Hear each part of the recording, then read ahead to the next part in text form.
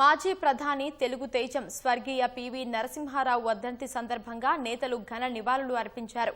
శాసనసభ భవనం పివి లాంజ్లో ఆయన చిత్రపటానికి స్పీకర్ గడ్డం ప్రసాద్, మండలి చైర్మన్ గుత్తా సుఖేందర్ రెడ్డి పుష్పాంజలి ఘటించారు.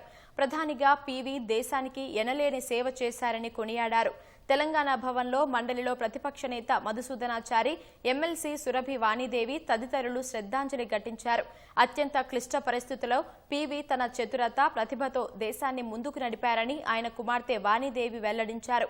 తెలంగాణ ముద్దుబిడ్డ పివి నరసింహారావు దేశానికే గర్వకారణమని కేటీఆర్ కొనియాడారు. రాష్ట్ర ఏర్పాటు తర్వాత బీఆర్ఎస్ సర్కార్ పివిని సముచితంగా గౌరవించిందని గుర్తు చేశారు. పివి చూపిన దారే నేటి అభివృద్ధికి పునాది అని మాజీ మంత్రి హరీష్ రావు కొనియాడారు. హనుమకొండ జిల్లా భీమదేవరపల్లి మండలం పివి స్వగ్రామం వంగరలో వర్ధంతి వేళ చిన్నారులకు పండ్లు పంపిణీ చేశారు. గ్రామంలో చేపట్టిన పివి స్మృతివనం పనులు త్వరితగతిన పూర్తి చేసేలా స్థానిక మంత్రి పొన్నం ప్రభాకర్ కృషి చేయాలని విజ్ఞప్తి చేశారు.